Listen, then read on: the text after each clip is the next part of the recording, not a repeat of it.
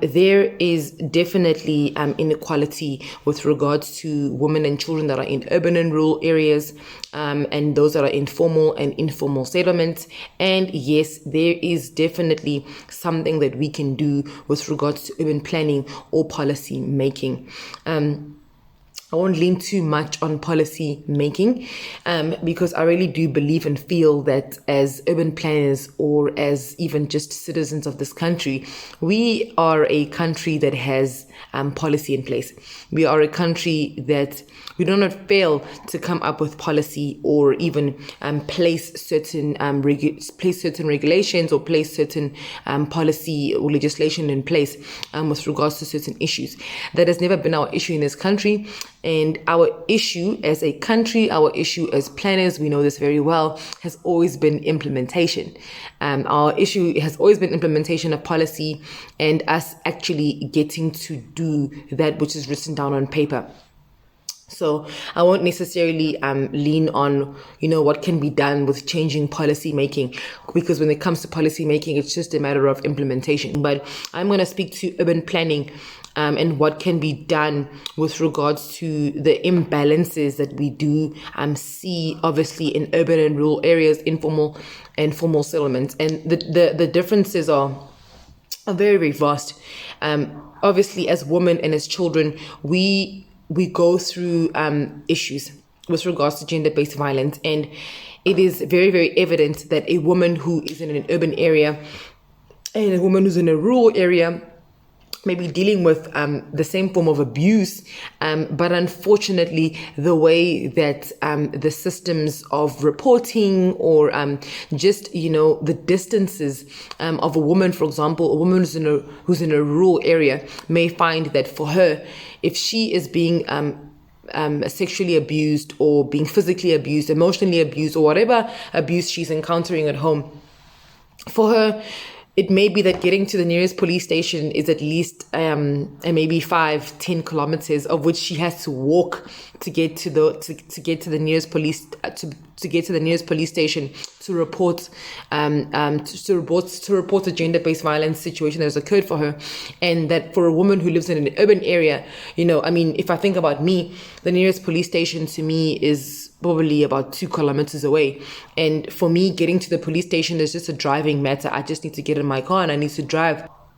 On top of the fact that there's this very, very apparent disparity with regards to, how far services are from people in either an urban area or rural area. You still, as a woman, whether you are in a rural or urban area, get to the police station and you find that a police officer will not take you seriously as you report a rape or you're reporting abuse against you by your partner or however the incident has occurred. So that's fine, we'll put that aside. And then same thing with informal settlements. There are apparent disparities between the two. There are apparent disparities for a woman who is reporting a crime, or for example, maybe there's a hotline, or maybe there is an online link where she can report a crime, or she can submit a request for a court order online. I mean, if you just think about it, for me, a woman who lives in the city, me having access to my phone, me having access to internet are things that are very easy and simple for me. I just need to open my phone, click on it, and I've got access to whatever link I need to access, or quickly phone someone who I need to phone. If you think about a woman who is located in a rural area, or a woman who's located in an informal settlement, that woman, first of all, may not even have a cell phone that she can actually report a crime with, or a phone that she possibly can access internet with.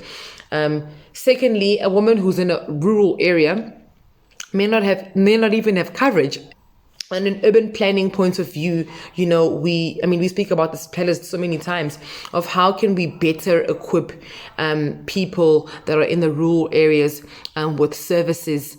And gender-based violence is a huge issue in rural areas, because the problem is when you're in a rural area, you most likely, if anything happens to you, you just end up just keeping quiet and keeping it to yourself and just moving on and never speaking about this for years and years and years, because the nearest police station is 10-20 kilometers from you, and you have to walk to the nearest police station, or you do not have internet coverage to report a crime or to submit something online.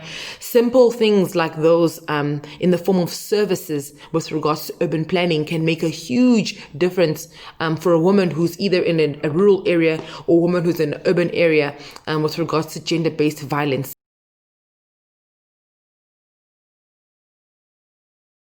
So in terms of urban planning, as we've seen in much of these areas, in urban planning, we need to start improving and making neighborhood type planning. So in order for us to have safe cities, we need to start improving the structure of planning and how we place the homes and how we build suburbia. So, for example, in a township area, there's no way of controlling or realigning the way in which the development has taken place. Most of the times it's haphazard, it's in between, it's everywhere. So there is no safety and security. Whereas if you can build a neighborhood around a courtyard or around a park, you know that everybody's got eyes on what's happening in that particular park. Whereas a lot of the times what's happening in the existing structure and existing buildings and the way in which homes and housing is built in South Africa, it's quite haphazard, and in township areas especially, it's almost damn near impossible to make sure that you are building so that people have eyes on what's going on all the time. It's also different in different types of areas. In suburbs, people sort of stick to themselves. They do not communicate with their neighbors. Whereas in townships, it's community. People get along. People know this person, this person. If a neighbor spoke to this child, they would respect them the same way they would respect their parents. So it's also like a dynamic which exists. In a suburban area, you probably wouldn't know that something like a kidnapping had taken place up until the news spreads on the WhatsApp group. Beyond a WhatsApp group, people don't really visit each other or talk to each other or actually make the effort to acquaint themselves with their neighbors. In a township area or a rural area, their neighbors are very involved in each other's lives and are very supportive of each other. And there's also that dynamic which exists.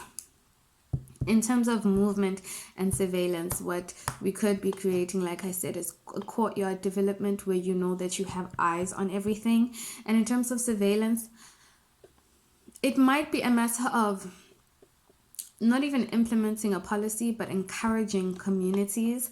Because a lot of the times in suburban areas, you have security structures like your ADT or your this, that, but they'll be governing crimes, not necessarily gender-based crimes.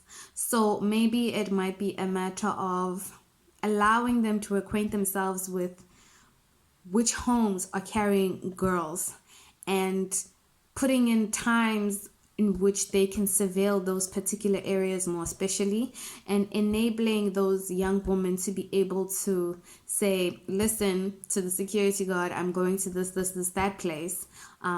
Can you please keep an eye out, or send their location to these people, or some sort of form of communication, especially in suburban areas, so that you make sure that the women are safe and the girls are safe, and that we are able to track their movement, because the only way in which we're going to be able to ensure or find out if someone's missing, and very swiftly, is being able to track their movements. So maybe it might be something that needs to be had within the security that exists. And furthermore, in like rural areas, it would have to be, just like I said, if there is a community in which that exists, then it needs to be a community of mothers and a place of safety in which young girls can go to let them know that, listen, I'm going to this, that place. I'm leaving tonight. I should be back tomorrow. And I think tracking the whereabouts of women would be the most important thing that we can do as planners to ensure that women are essentially safe.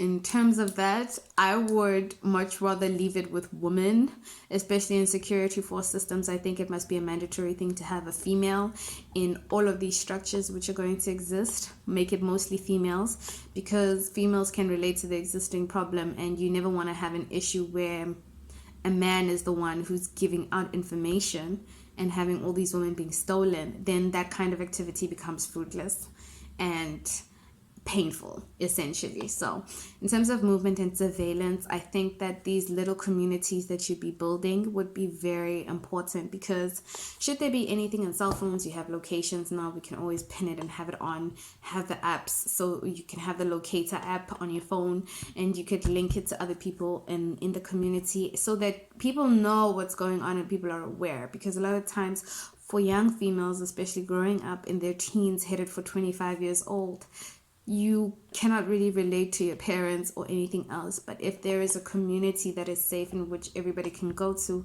then there's that element of safety. And I think as planners, it might be our responsibility to go around implementing those kinds of things and encouraging women and young females to actually consider it and take it seriously and actually cater for that, because it would be hard for the police service to cater every single female's movement. But if you have communities within existing communities, that kind of thing can come through a lot better and a lot easier, because you have smaller numbers that people need to manage. And I think it's a community initiative, makes it a little bit more personal, and people can take it a little bit more seriously than if it's on a larger scale.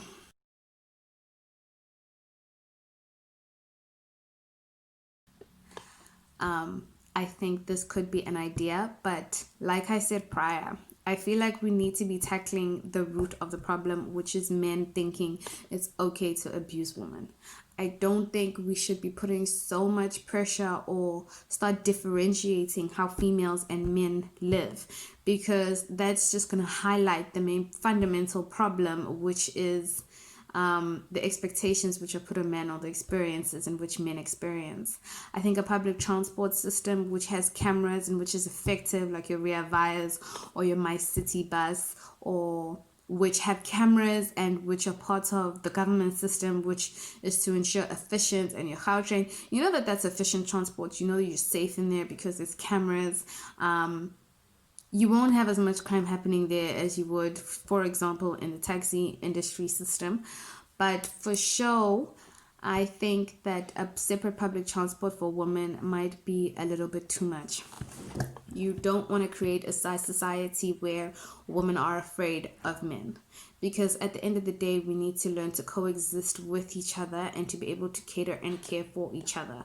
And you don't want men to start feeling like they're the main cause of the problem, because that adds further psychological damage to the existing psychological damage at which men are experiencing on a daily basis. So I personally feel like the main thing should be focused on men.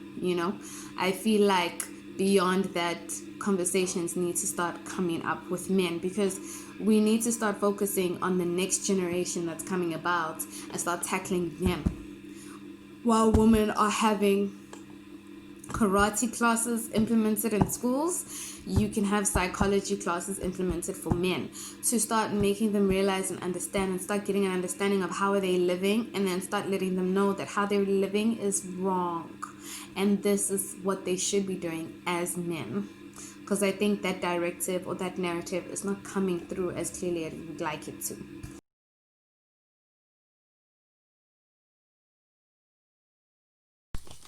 Other vulnerabilities in which women face on a daily basis is safety in transport, and just being able to have somebody to run to that's going to believe your story. Because a lot of the times, gender-based violence never actually comes to light. It's always a secret. Whereas I feel like there's a lack of mentorship as well, and a lack of guidance, and a lack of understanding of the steps in which we can take. We know that you need to go to the police, but we know that the police system has not always been the greatest. And with the advent of the new bills which have been passed, that might become a better situation. But it also begs the question of how is planning, especially at a local level, going to be able to protect the females? So back to my point of having these little stockpiles, these little communities. If you have these communities, then we know that there's a safe haven in which women can go to where they feel safe, essentially. And if planning can start to cater for that kind of thing within communities, then at least we know that women won't feel so alone in all of the gender-based violence occurrences that they go through on a daily basis, or that they go through an experience. And with having that, planning can start to collect statistics and start to collect information and start to actually really get down to where are the issues happening, and start to actually implement more effective and innovative ideas, or innovative policy making, or innovative action in order to manage the gender-based violence which happens. But before then, there needs to be a safe haven for girls, and planning needs to work hand in hand with the people in order for them to be able to actually advocate for the people. Those are the things that we can start to tackle.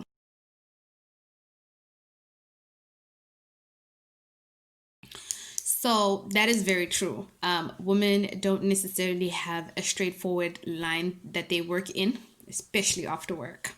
So there will be a time where they are walking with people from work, especially if they're going in that direction. Sometimes you'll find that a lot of the times women generally tend to make their whole walk home alone. There are times when they will have to take shortcuts, and not even times. Most of the time, if they're walking through town or cities, they will generally tend to take shortcuts because they have time limits and they need to get home to service their families, and they need to fetch their children from creche before 5. There's all these little time constraints. And with that, they cannot afford to take the long, safer routes. So they'll take the shortcuts through some dingy avenues, some dodgy avenues which don't have security, in which anything can literally happen. But because they have no choice and they need to get to their destination a lot faster, they are more susceptible throughout the whole route to gender-based violence, which can happen at any point in time. They're usually walking alone, which is one of the problems. They need to be walking in groups and helping each other and making sure that they are being vigilant along their route. When you're in a rush and you're a female, looking around to see who's following you is not exactly the first thing on your mind, especially after a long day of work. There needs to be a fundamental shift in the way in which we think, and that whole paradigm needs to, be corrected. And maybe the men need to start making sure that they accompany their women, especially if they don't have private transportation, to ensure that their women are actually safe. Because there's another thing, is men, not all men are violators, but they need to make sure that their partners are always safe at all times.